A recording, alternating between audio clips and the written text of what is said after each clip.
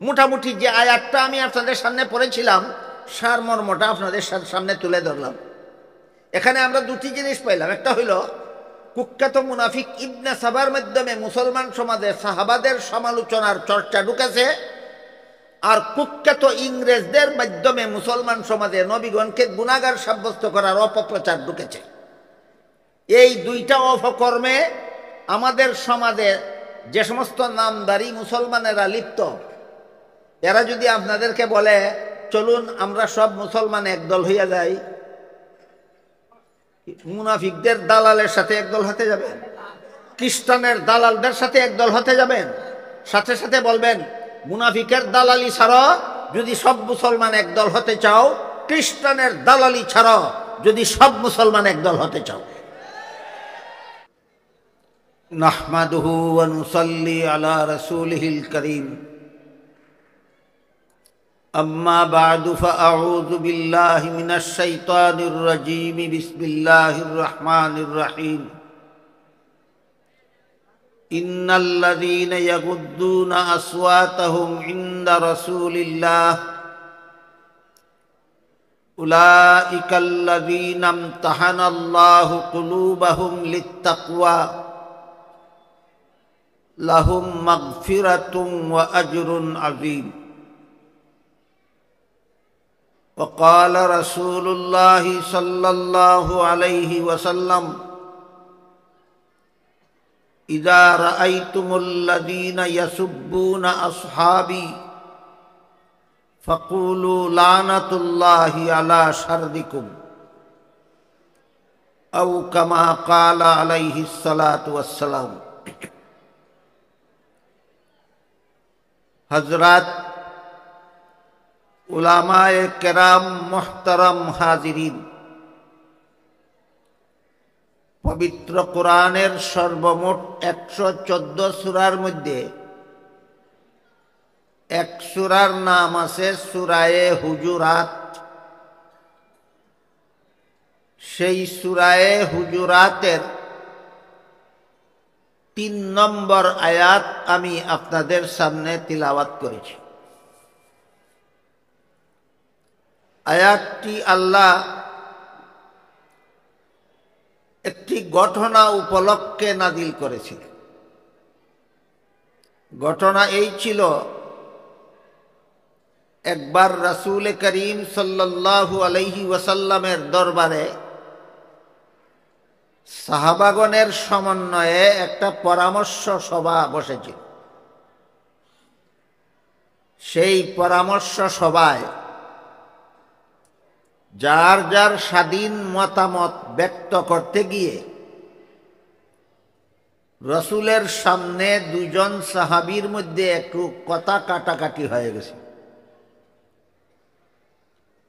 কথা কাটাকাটির এক পর্যায়ে তাদের গলার আওয়াজ বড় হয়ে গেছে।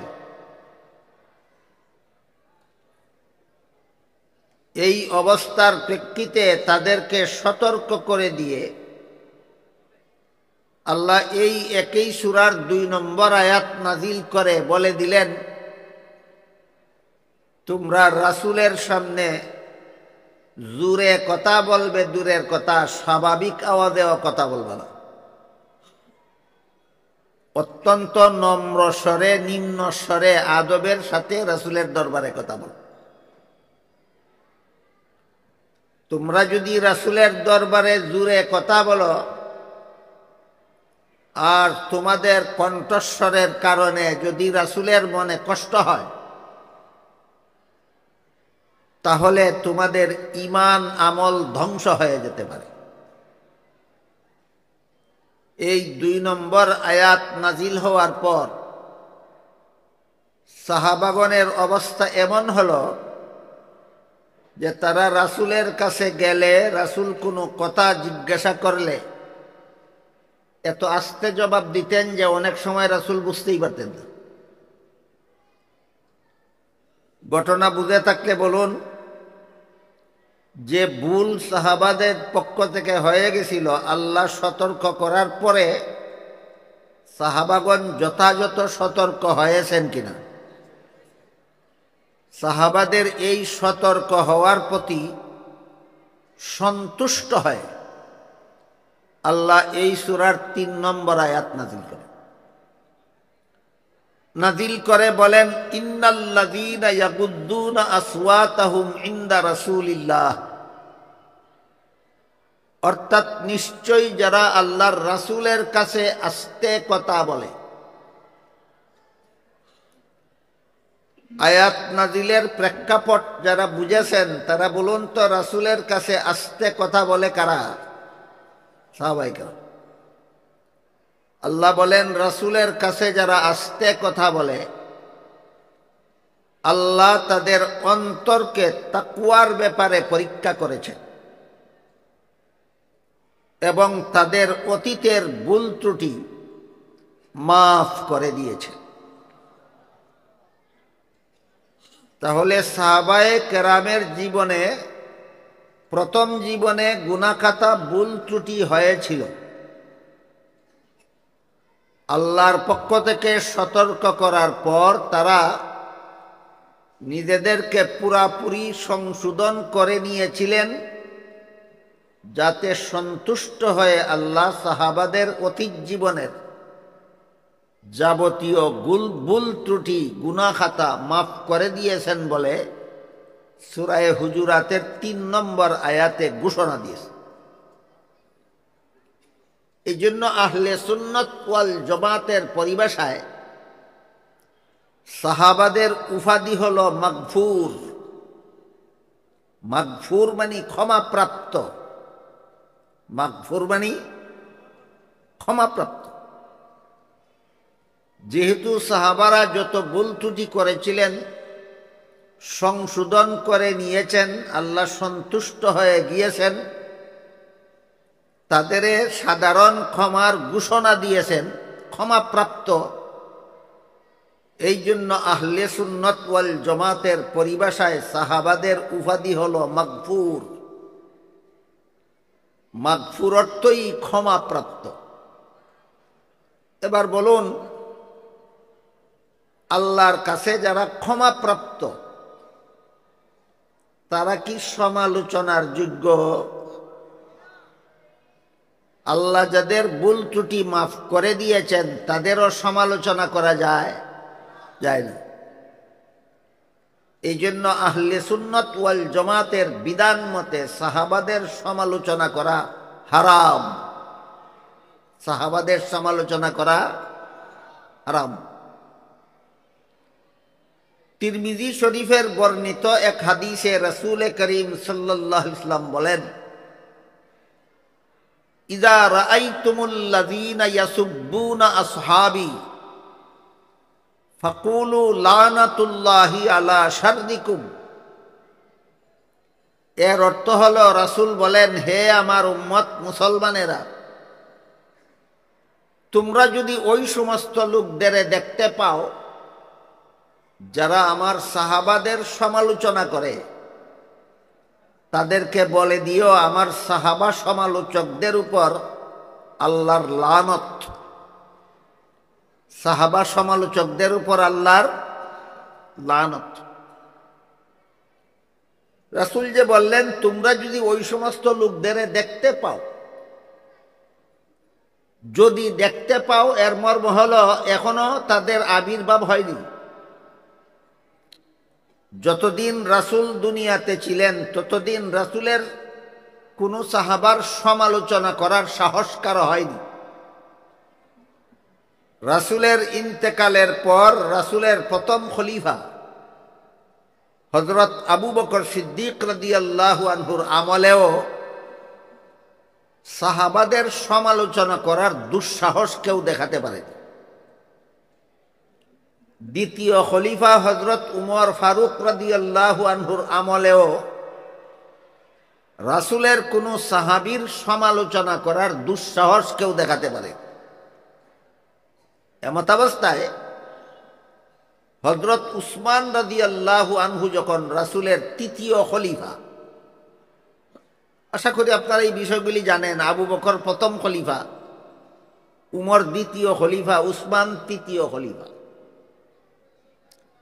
উসমান রাদিয়াল্লাহু আনহু যখন রাসূলের তৃতীয় খলিফা, এই সময় ইয়ামনের বাসিন্দা একটা লোক অত্যন্ত ধূর্ত, কুচক্রী এবং তাওরাত কিতাবের পণ্ডিত। লোকটার নাম ছিল আব্দুল্লাহ ইবনে সাবা। আব্দুল্লাহ ইবনে সাবা দেখল সারা দুনিয়ার মুসলমান ইমান আকিদার বেলায় ঐক্যবদ্ধ। সারা দুনিয়ার মুসলমান ইমান আকিদার বেলায় ঐক্যবদ্ধ। সারা দুনিয়ার মুসলমান বিশ্বাস করে সাহাবাদের সমালোচনা হারাম। এই জন্য সাহাবাদের নেতৃত্বে সমস্ত মুসলমান ছিলেন তৎকালীন পৃথিবীর বিশ্ববিজয়ী জাতি। যেহেতু কোনো মতভেদ নাই, যেহেতু কোনো কুন্দল নাই, নিজেদের মধ্যে কোনো মারামারি, হানাহানি, কাটাকাটি, দাঙ্গা হাঙ্গামা নাই, সব ঐক্যবদ্ধ।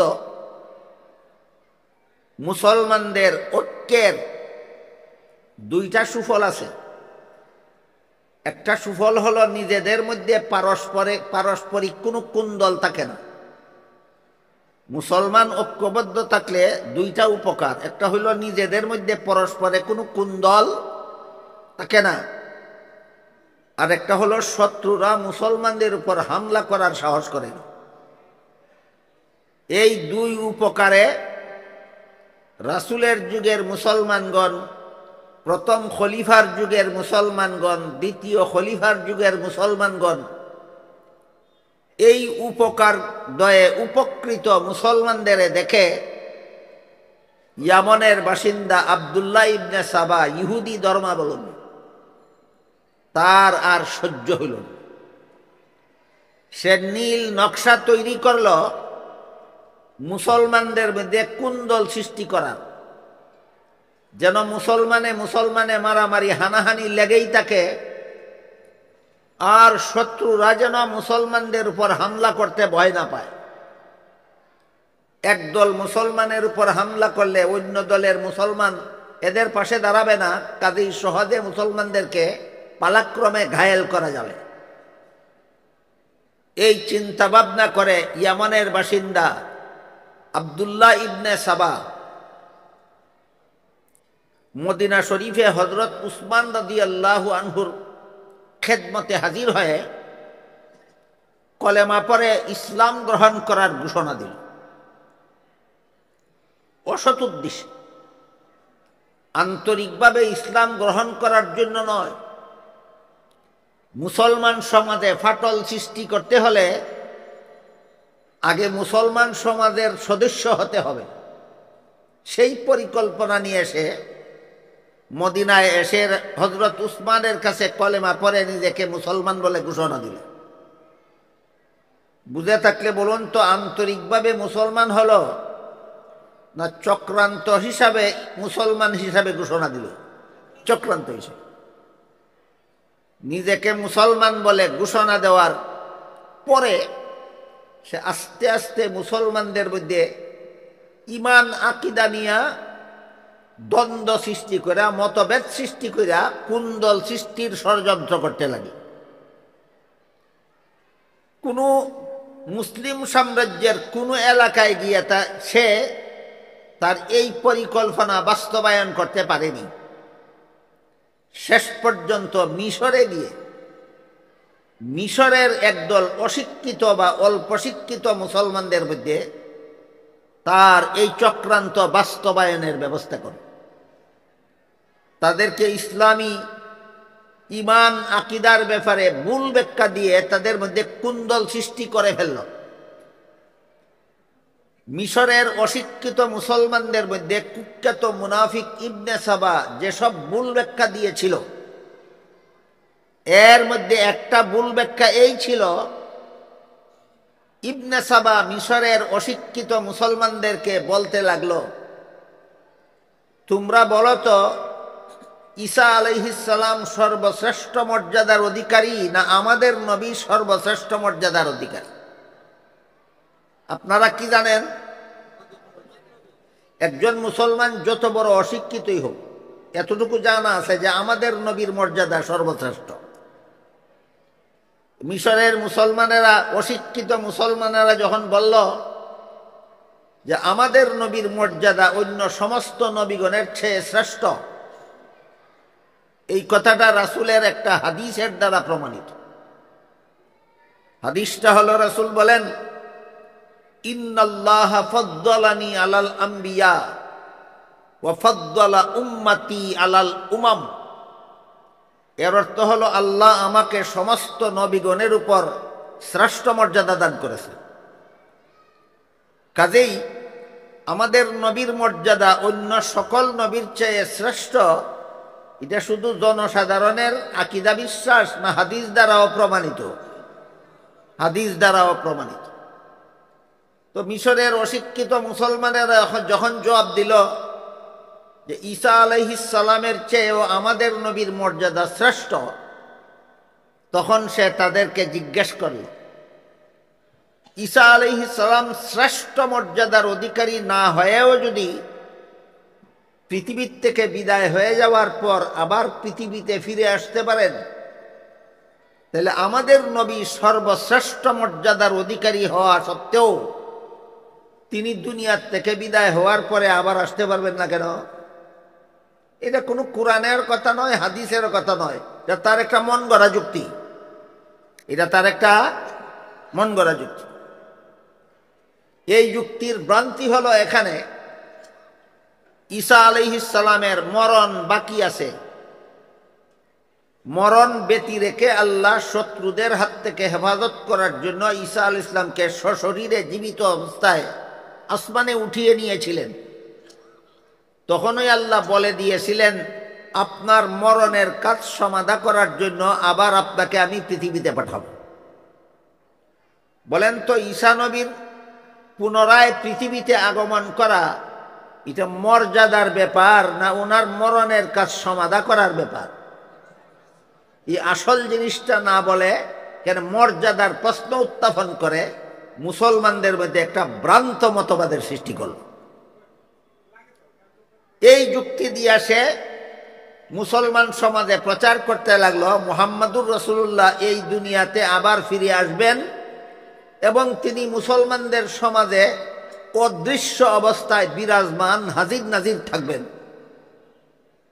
কুখ্যাত মুনাফিকের এই মতবাদ থেকে মুহাম্মাদুর রাসূলুল্লাহকে হাজির নাজির বলে প্রচার করার এই ইসলাম বিরোধী মতবাদ চালু হয়।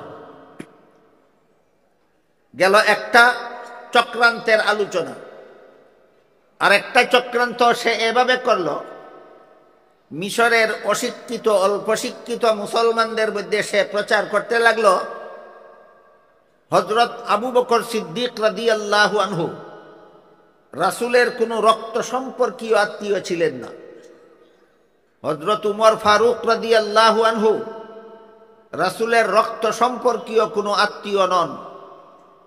হযরত উসমান রাদিয়াল্লাহু আনহু রাসূলের রক্ত সম্পর্কীয় কোনো আত্মীয় নন। কিন্তু হযরত আলী রাসূলের আপন চাচাতো ভাই। এই কথাটা আগে বুঝুন, তারপরে এই মুনাফিককে কি ফিতনাটা ছড়াইছিল সেটা বুঝবেন। আবু বকর রাসূলের রক্ত সম্পর্কীয় আত্মীয় নন, উমর রাসূলের রক্ত সম্পর্কীয় আত্মীয় নন, উসমান রাসূলের রক্ত সম্পর্কীয় আত্মীয় নন, কিন্তু আলী রাসূলের আপন চাচাতো ভাই। তাহলে বলুন তো, চার খলিফার মধ্যে কে রাসূলের রক্ত সম্পর্কীয় আত্মীয়? আলী রাদিয়াল্লাহু। কাজেই আলী রাসূলের রক্ত সম্পর্কীয় আত্মীয় হওয়া সত্ত্বেও আলীকে বাদ দিয়ে যারা আবু বকরকে খলিফা বানাইল, আলীকে বাদ দিয়ে যারা উমরকে খলিফা বানাইল, আলীকে বাদ দিয়ে যারা উসমানকে খলিফা বানাইল, বানাইছিলেন তো সাহাবাগণ। কারা বানাইছিলেন?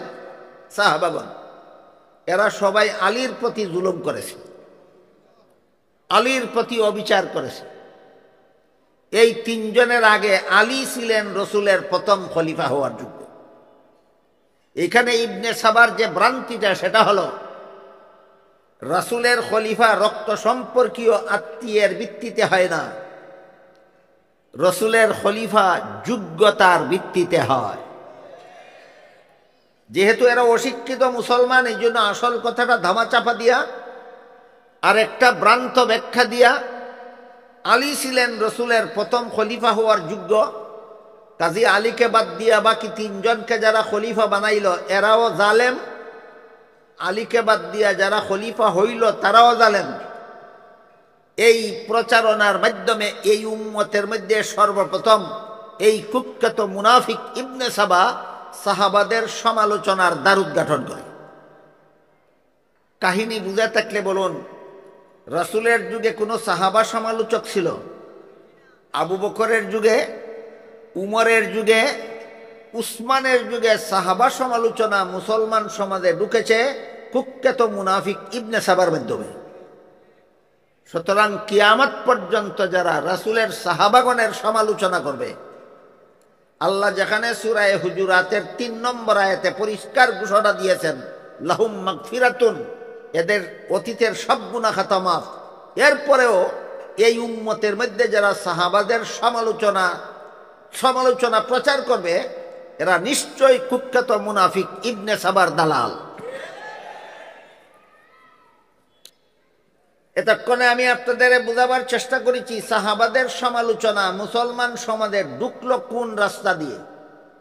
রাস্তাটার নাম কুখ্যাত মুনাফিক ইবনে সাবা।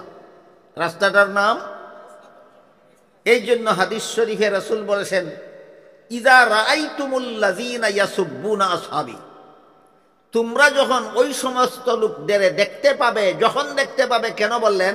কারণ তখনও ওই সমস্ত লোক দুনিয়াতে ছিল না। সাহাবা সমালোচকদের কেউ রসুলের যুগে দুনিয়াতে ছিল না, সাহাবা সমালোচকদের কেউ আবু বকরের যুগে দুনিয়াতে ছিল না, সাহাবা সমালোচকদের কেউ উমরের যুগে দুনিয়াতে ছিল না। উসমানের যুগে কুখ্যাত মুনাফিকের মাধ্যমে মুসলমান সমাজে সাহাবা সমালোচনার চর্চা শুরু হয়। এই জন্য অগ্রিম রসুল বলে দিয়েছিলেন ইযা রাআইতুমুল্লাযীনা ইয়াসুব্বুনা আসহাবি, তোমরা যখন ওই সমস্ত লোকদের দেখতে পাবে যারা আমার সাহাবাদের সমালোচনা করে, তাদেরকে বলে দিও সাহাবা সমালোচকদের উপর আল্লাহর লানত। আমি কি আপনাদের বুঝাতে পারলাম? সাহাবাদের সমালোচনা করা আসলেই মুমিন মুসলমানের কাজ না মুনাফিকের কাজ? এই অপকর্মটা মুসলমান সমাজে কার মাধ্যমে প্রবেশ করেছিল? কুখ্যাত মুনাফিক ইবনে সাবার মাধ্যমে প্রবেশ করেছিল। ঠিক তেমনি ভাবে যেভাবে সাহাবাদের সমালোচনা করা মুমিন মুসলমানের কাজ নয়, ঠিক তেমনি ভাবে নবীগণকে গুনাহগার সাব্যস্ত করা ইসলামের মতবাদ নয়, মুমিন মুসলমানের কাজ নয়। নবীগণকে গুনাহগার সাব্যস্ত করাও ইসলামের মতবাদ নয়, মুমিন মুসলমানের কাজ নয়। এই ব্যাপারে আল্লাহ পাক রব্বুল আলামিন পবিত্র কোরআনে বলেন লা ইয়ানালু আহদিজ জালিমিন, গুনাহগারদেরকে আমি নবী বানাই না, কোন গুনাহগারকে আমি নবী বানাই না, আর যাদেরকে নবী বানাই তারা কোনোদিন গুনাহ করে না। কথাটা বুঝে থাকলে বলুন তো, আল্লাহর এই বিধানটা এক দুইজন নবীর বেলায় না সকল নবীর বেলায়? সমস্ত নবীগণের বেলায় আল্লাহ সামগ্রিক মূলনীতির ঘোষণা দিয়ে বলেন সমস্ত নবী রসুলগণ হয়ে থাকেন আজীবন বেগুনাহ। এইটাই ইসলামের বিশুদ্ধ মতবাদ, এইটাই মুমিন মুসলমানের ঈমান আকীদা।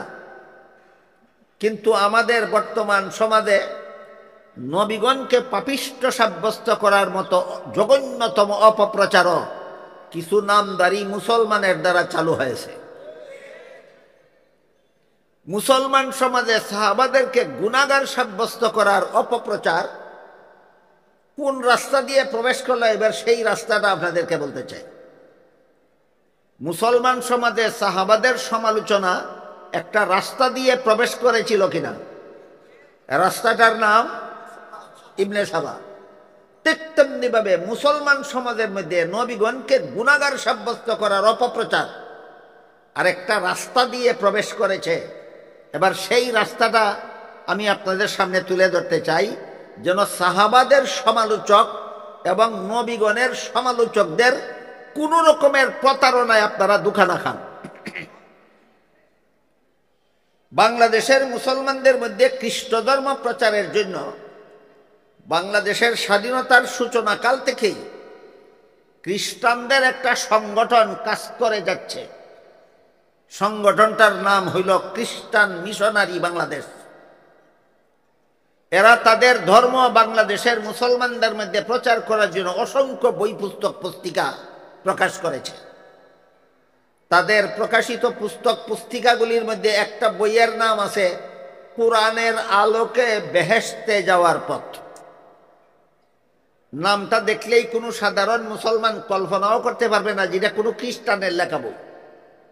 কারণ কোরআনের আলো খ্রিস্টান কি জানে? জানলে মুসলমানের আলেম জানে। বেহেশতে যাওয়ার পথ খ্রিস্টানে কি বুঝে? বুঝলে মুসলমানের আলেম বুঝে। তাই বানরেরা এমন শব্দ চয়নের মাধ্যমে বইটার নাম লিখেছে যে নাম দেখে যেন কোনো মুসলমান কল্পনাও করতে পারে না যে এটা খ্রিস্টানদের লেখা বই। আসলে খ্রিস্টানদের লেখা বই। খ্রিস্টানদের লিখিত সেই কোরআনের আলোকে বেহেশতে যাওয়ার পথ বইয়ে লেখে সর্বপ্রথম মানুষ আদম সর্বপ্রথম পাপিষ্ট। আপনারা বলুন, আদম কি শুধু সর্বপ্রথম মানুষ না সর্বপ্রথম নবীও? হ্যাঁ, আদম সর্বপ্রথম মানুষও সর্বপ্রথম নবীও। খ্রিস্টানেরা তাদের বইয়ে লিখেছে তিনি সর্বপ্রথম পাপিষ্ট। কি ছিল তার পাপ? সেই বইয়ে লেখে আদমের পাপ ছিল জান্নাতে নিষিদ্ধ গাছের ফল খাওয়া। আদমের পাপ ছিল জান্নাতে নিষিদ্ধ গাছের ফল খাওয়া। আপনারা যে সমাজে বাস করেন, আপনাদের সমাজের ফাঁকে ফাঁকে এমন যথেষ্ট ইবনে সাবার মতো মুসলমান আছে যারা আদম আলাইহিস সালাম নিষিদ্ধ গাছের ফল খেয়েছিলেন এই ঘটনা দিয়া দলিল দেয় আর বলে আদম গুনাহ করেছে। এরা জেনে হোক না জেনে হোক, ইচ্ছায় হোক অনিচ্ছায় হোক, বুঝে হোক না বুঝে হোক, এরা খ্রিস্টানের দালালি চালাচ্ছে মুসলমান সমাজে। এই জন্য জান্নাতে আদমের নিষিদ্ধ গাছের ফল খাওয়াকে দুই ভাবে ব্যাখ্যা করা যায়। এক ব্যাখ্যা ভুল, এক ব্যাখ্যা শুদ্ধ। আমার কথা বুঝে থাকলে বলুন, আদমের নিষিদ্ধ গাছের ফল খাওয়াকে কতভাবে ব্যাখ্যা করা যায়? এর মধ্যে একটা ভুল, একটা শুদ্ধ। ভুল ব্যাখ্যাটা খ্রিস্টানেরা গ্রহণ করেছে, শুদ্ধ ব্যাখ্যা মুসলমানদের মধ্যে চালু আছে। খ্রিস্টানদের ব্যাখ্যা হলো আল্লাহর আদেশ নিষেধ লঙ্ঘন করলেই গুনাহ হয়, আর আদম তো লঙ্ঘন করলে নেই, কাজেই আদম এই নিষিদ্ধ গাছের ফল খেয়ে আল্লাহর নিষেধ লঙ্ঘন করার কারণে আদম গুনাহগার। এটা ভুল ব্যাখ্যা। এটা কি ব্যাখ্যা? ভুল ব্যাখ্যা। শুদ্ধ ব্যাখ্যা হলো মানুষের কোনো কাজের দ্বারা গুনাহ হয় আর কোনো কাজের দ্বারা সওয়াব হয়। এটা হলো দুনিয়ার জীবনে। মানুষের কোনো কাজে গুনাহ হয়, কোনো কাজে সওয়াব হয়। কোন জীবনে? জান্নাতি জীবনের কোনো কাজে সওয়াব নাই, গুনাহ নাই। জান্নাতি জীবনের কোনো কাজে। এবার বলুন, আদম নিষিদ্ধ গাছের ফল খেয়েছিলেন কোন জীবনে? এর সাথে সওয়াবেরও কোনো সম্পর্ক নাই, গুনাহরও কোনো সম্পর্ক নাই। এটা হলো বিশুদ্ধ ব্যাখ্যা। এটা মুসলমানের মতবাদ। নিষিদ্ধ গাছের ফল খাওয়া গুনাহ ছিল, এটা হলো ভুল ব্যাখ্যা। এটা খ্রিস্টানদের মতবাদ। তাহলে মুসলমান সমাজে আজকাল যারা নবীগণকে গুনাহগার সাব্যস্ত করে অপপ্রচার চালাচ্ছে, এটা কি মুসলমানের মতবাদ মুসলমান সমাজে প্রচার করে বেড়াচ্ছে, না খ্রিস্টানদের মতবাদ মুসলমানের সমাজে প্রচার করে বেড়াচ্ছে? মুসলমান সমাজের মধ্যে নবীগণকে গুনাহগার সাব্যস্ত করার এই ভ্রান্ত মতবাদের প্রচারণা ঢুকেছে যেই রাস্তা দিয়ে, সেই রাস্তাটার নাম হইল খ্রিস্টবাদ। খ্রিস্টবাদের রাস্তা দিয়ে মুসলমান সমাজে নবীগণকে গুনাহগার সাব্যস্ত করার অপপ্রচার ঢুকেছে। আর কুখ্যাত মুনাফিক ইবনে সাবার রাস্তা দিয়ে মুসলমান সমাজে সাহাবায়ে কেরামের সমালোচনার বদ অভ্যাস ঢুকেছে। এই দুইটা বদ অভ্যাস একই প্রকারের মানুষের মধ্যে পাওয়া যায়। যারা বলে নবীরা গুনাহগার তারাই বলে সাহাবাগণ সমালোচনার যোগ্য। যারা বলে নবীগণ গুনাহগার তারাই বলে সাহাবাগণ সমালোচনার যোগ্য। সুতরাং নবীকে গুনাহগার সাব্যস্ত করা আর সাহাবাদেরকে সমালোচনার পাত্র সাব্যস্ত করা এটা একটাও মুসলমানের মতবাদ নয়। একটা কুখ্যাত মুনাফিক ইবনে সাবার মতবাদ আর একটা খ্রিস্টানদের মতবাদ। এদের এই অপপ্রচারের দ্বারা সমাজে বেশ কিছু সরল মুসলমান এদের মন গড়া যুক্তি আর অপপ্রচারের দ্বারা সরলভাবে এই মতবাদ অনেক মুসলমানকে অনেক সময় গ্রহণ করে নিতে দেখা যায়। কোনো সময় নবীগণের সমালোচনা করে আর কোনো সময় সাহাবায়ে কেরামের সমালোচনা করে। এবার আমি যে আয়াত থেকে কথা শুরু করছিলাম সেই আয়াতে যাই। আল্লাহ বলেন, ইন্নাল্লাযীনা ইয়াগুদ্দুনা আসওয়াতাহুম ইনদা রাসূলিল্লাহ উলাইকাল্লাযীনা ইমতাহানাল্লাহু কুলুবাহুম লিত্তাকওয়া। আল্লাহর রাসূলের কাছে যারা আস্তে কথা বলে, বলুন তারা কারা?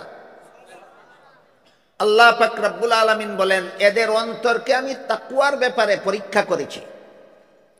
সাহাবায়ে কেরামের অন্তরকে আল্লাহ পরীক্ষা করেছেন। পরীক্ষা কি লেখাপড়ার আগে হয় না পরে হয়? তাহলে সাহাবায়ে কেরামের লেখাপড়াটা হইল কোথায়? রাসূল করিম সাল্লাল্লাহু আলাইহি ওয়াসাল্লাম সাহাবায়ে কেরামকে দীর্ঘ 23 বছর লেখাপড়া করেছেন। সাহাবাদের উস্তাদ ছিলেন রাসূল, রাসূলের উস্তাদ ছিলেন আল্লাহ। সাহাবাদের উস্তাদ ছিলেন রাসূল, রাসূলের উস্তাদ ছিলেন আল্লাহ। দীর্ঘ 23 বছরে রাসূল সাহাবাদেরকে 30 পারা কোরআন এবং বর্তমান দুনিয়ার মুসলমানদের কাছে রেখে যাওয়া প্রায় 10 লক্ষ হাদিস আল্লাহ রসুল সাহাবা কেরামদেরকে শিক্ষা দিয়েছেন। 30 পারা কোরআন শিক্ষা দিয়েছেন, 10 লক্ষ হাদিস শিক্ষা দিয়েছেন। এবার আসলো পরীক্ষার পালা। যেই রসুল সাহাবাদেরকে কোরআন হাদিস শিক্ষা দিলেন তিনি নিজেই যদি সাহাবাদের পরীক্ষা নেন আর ঘটনাক্রমে যদি দেখা যায় পরীক্ষায় সমস্ত সাহাবা প্রথম বিভাগে ফাঁস করে ফেলেন, যদি এমন হয়, যদি হয় যে সাহাবাদেরকে রসুল কোরআন হাদিস শিক্ষা দিলেন সেই সাহাবাদের পরীক্ষাটাও যদি শিক্ষক নিজেই যদি পরীক্ষা নেন আর ঘটনাক্রমে সবগুলি ছাত্র যদি প্রথম বিভাগে পাস করে, তাহলে সাহাবা সমালোচক এবং নবীগণের সমালোচকরা এই কথা বলার সুযোগ পাবে কিনা? নিজেই লেখাপড়া করাইল, নিজেই পরীক্ষা নিল, স্বজন প্রীতিমূলক ভাবে সবাইকে প্রথম বিভাগ দিয়া দিল, সুযোগ পাবে কিনা? আল্লাহ পাক রব্বুল আলামিন এই সুযোগটা চিরতরে বন্ধ করে দিয়ে বলেন, উলাইকাল্লাযীনা ইমতাহানাল্লাহ। সাহাবাদের শিক্ষক আমার নবী হলেও পরীক্ষক স্বয়ং আমি আল্লাহ। এবার বলুন, সাহাবাগণ হলেন ছাত্র, শিক্ষক হলেন রাসূল, পরীক্ষক স্বয়ং। এখন যদি সবাই ফার্স্ট ডিভিশনে পাস করে, কাকে বলবা স্বজন প্রীতিমূলক ভাবে পাস করাইয়া দিছে? আল্লাহ পাক রব্বুল আলামিন সাহাবা সমালোচকদের এবং রাসূল সমালোচকদের এমন ভাবে কোণঠাসা করে রেখেছেন সূরা হুজুরাতের 3 নম্বর আয়াত। আল্লাহর পরীক্ষায় সাহাবাগণ পাস করেছেন। কি পরীক্ষা করলেন আল্লাহ? পরীক্ষার কোন ব্যাপারে পরীক্ষা হইল?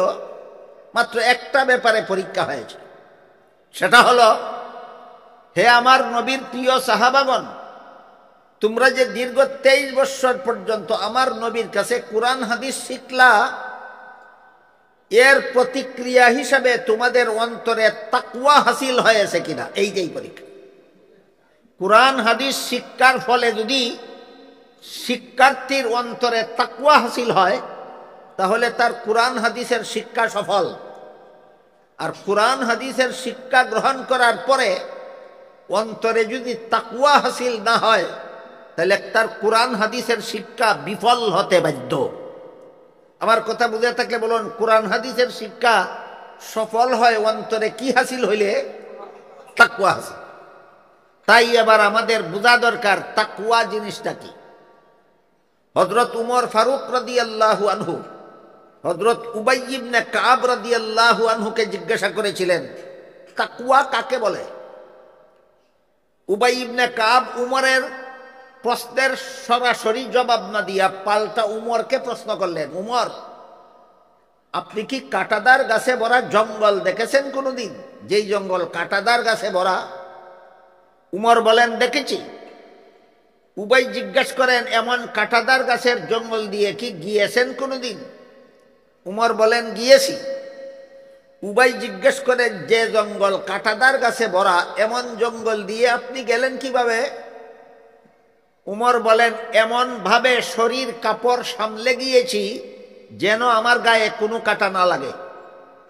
এমন ভাবে শরীর কাপড় সামলে গিয়েছি যেন আমার গায়ে কোনো কাঁটা না লাগে। তখন উবাই বলেন, এইটার নাম ওই তাকওয়া। অর্থাৎ গোটা দুনিয়াটাই হইল অজস্র গুনার কাঁটাদার গাছে ভরা একটা জঙ্গলের নাম। দুনিয়াটা হইল অসংখ্য গুনার কাঁটাদার গাছে ভরা একটা জঙ্গলের নাম। এই জঙ্গলের ভিতর দিয়া প্রতিটি মানুষের জান্নাতে যাওয়ার পথ। অসংখ্য অগণিত গুনার কাঁটাদার গাছে ভরা জঙ্গলের নাম দুনিয়া। এই দুনিয়ার ভিতর দিয়া প্রতিটি মানুষের জান্নাতে যাওয়ার পথ। এমতাবস্থায় দুনিয়ার থেকে কোনো গুনাহ যদি তোমার সাথে কবরে যায়, তোমার তাকওয়া হাসিল হলো। এই দুনিয়ার থেকে কোনো গুনাহ যদি তোমার সাথে কবরে না যাইতে না পারে, তবেই তোমার তাকওয়া হাসিল হলো, তবেই তোমার তাকওয়া হাসিল। বুঝা থাকলে এবার বলুন তো, সাহাবায়ে কেরামদেরকে সূরা হুজুরাতে আল্লাহ কি ঘোষণা দিয়েছিলেন? লাহুম মাগফিরাতুন, মাফ, সাধারণ ক্ষমা, সাধারণ ক্ষমা, সাধারণ ক্ষমা। কাজেই সাহাবাগণের সাথে গুনাহ তাদের কবরে গিয়েছে না? মাফ, মাফ। এদের রাসূলের কাছে কুরআন হাদিসের শিক্ষা গ্রহণ করা সফল। এদের রাসূলের কাছে কুরআন হাদিসের শিক্ষা গ্রহণ করা সফল। তাই আল্লাহ বলেন, লাহুম মাগফিরাতুন, এদের অতীত জীবনের সমস্ত গুনাহ খাতা ভুল ত্রুটি আমি আল্লাহ মাফ করে দিলাম। ওয়া আজরুন আযীম, সাহাবাদের জন্য মহা পুরস্কার নির্ধারণ করে রেখে দিলাম। এক হাদিসে উল্লেখ আছে, রাসূল করিম সাল্লাল্লাহু আলাইহি ওয়াসাল্লাম বলেন, যেই মুসলমান আমার নবীর সাহাবী না, এমন কোন মুসলমান যদি উহুদ পাহাড় পরিমাণ স্বর্ণ আল্লাহর রাস্তায় দান করে দেয়, উহুদ পাহাড়ে কত কেজি স্বর্ণ হবে মনে করেন? উহুদ পাহাড়টা কত কেজি ওজন হবে মনে করেন? লক্ষ লক্ষ কোটি কোটি টন হবে উহুদ পাহাড়টা। লক্ষ লক্ষ কোটি কোটি মন নয়, টন হবে। বিশাল পাহাড়, একটা পাথরের পাহাড়। হতে গেলে ইচ্ছা করলে, চেষ্টা করলে দেখে আসতে পারবে। বিশাল এক পাহাড়, একটা পাথরে একটা পাহাড়। দেখি 2-4 কেজি হবে না? লক্ষ লক্ষ টন, লক্ষ লক্ষ কোটি কোটি টন ওজনের উহুদ পাহাড়। এই পরিমাণ স্বর্ণ যদি ওই লোকে আল্লাহর রাস্তায় দান করে, যে আমার নবীর সাহাবী না, তাহলেও ওই উহুদ পাহাড় পরিমাণ স্বর্ণ দানকারী মুসলমান আমার নবীর কোনো একজন সাহাবী, একটা আরবি ওজনের কথা বলছেন রাসূল, বাংলায় প্রায় আধা কেজি। আমার নবীর কোনো সাহাবী আধা কেজি গম আল্লাহর রাস্তায় দান করলে যে পুরস্কার পাবেন, তোমরা যারা আমার নবীর সাহাবী না, উহুদ পাহাড় পরিমাণ স্বর্ণ দান করলেও সেই সব তোমরা পাবে না। কারণ কি? হাদিসের ব্যাখ্যায় মুহাদ্দিসিনে কেরাম লিখেছেন, কারণ হলো মুহাম্মদুর রাসূলুল্লাহর সাহাবাগণ ওই পরিবেশে ইসলাম গ্রহণ করেছিলেন, যে পরিবেশে ইসলাম গ্রহণ করলে নিজের বাবা শত্রু হয়, নিজের মা শত্রু হয়, নিজের ভাই শত্রু হয়, নিজের বোন শত্রু হয়, নিজের ছেলে শত্রু হয়, নিজের মেয়ে শত্রু হয়, নিজের পরিবার শত্রু হয়, সমাজ শত্রু হয়, দেশ শত্রু হয়। এই পরিবেশে সাহাবাগণ ইসলাম গ্রহণ করেছেন। আর তোমরা ইসলাম গ্রহণ করেছ, তোমার মাও ইসলাম গ্রহণকারী, তোমার বাবাও ইসলাম গ্রহণকারী, তোমার 14 পুরুষ ইসলাম গ্রহণকারী। তোমরা জন্মসূত্রে মুসলমান, আর তারা ছিলেন প্রাণবাদী রেখে মুসলমান। এই জন্য রাসূল করিম সাল্লাল্লাহু আলাইহি ওয়াসাল্লাম বলেন, আমার কোন একজন সাহাবী প্রায় আধা কেজি গম আল্লাহ রাস্তায় দান করলে আল্লাহর কাছে যেই পুরস্কার পাবেন, যারা আমার নবীর সাহাবী না, যারা আমার সাহাবী না, তারা উহুদ পাহাড় পরিমাণ স্বর্ণ দান করলেও আল্লাহর কাছে সেই পুরস্কার পাবে না। তাই আল্লাহ বলেন লাহুম মাগফিরাতুন ওয়া আজরুন আযীম। আমি আমার নবীর সাহাবাগণের অতীত জীবনের গুনাহ খাতা সব মাফ করে দিলাম এবং মহা পুরস্কারের ঘোষণা দিলাম। মোটামুটি যে আয়াতটা আমি আপনাদের সামনে পড়েছিলাম, সারমর্মটা আপনাদের সামনে তুলে ধরলাম। এখানে আমরা দুটি জিনিস পাইলাম। একটা হইল কুখ্যাত মুনাফিক ইবনে সাবার মাধ্যমে মুসলমান সমাজে সাহাবাদের সমালোচনার চর্চা ঢুকেছে, আর কুখ্যাত ইংরেজদের মাধ্যমে মুসলমান সমাজে নবীগণকে গুনাহগার সাব্যস্ত করার অপপ্রচার ঢুকেছে। এই দুইটা অপকর্মে আমাদের সমাজে যে সমস্ত নামদারি মুসলমানেরা লিপ্ত, এরা যদি আপনাদেরকে বলে চলুন আমরা সব মুসলমান একদল হইয়া যাই, মুনাফিকদের দালালের সাথে একদল হতে যাবেন, খ্রিস্টানের দালালদের সাথে একদল হতে যাবেন, সাথে সাথে বলবেন মুনাফিকের দালালি ছাড়া যদি সব মুসলমান একদল হতে চাও, খ্রিস্টানের দালালি ছাড়া যদি সব মুসলমান একদল হতে চাও। আল্লাহ আপনাদের আমাদের সবাইকে একদল হওয়ার এই রূপরেখা, একদল হওয়ার এই ম্যানিফেস্টো বুঝার এবং সর্বদা স্মরণ রাখার তৌফিক আল্লাহ সবাইকে দান করুন। সবাই বলুন আমিন। সুবহান রাব্বিকা রাব্বিল ইজ্জাতি আম্মা ইয়াসিফুনা ওয়া সালামুন আলাল মুরসালিন ওয়ালহামদুলিল্লাহি রাব্বিল আলামিন।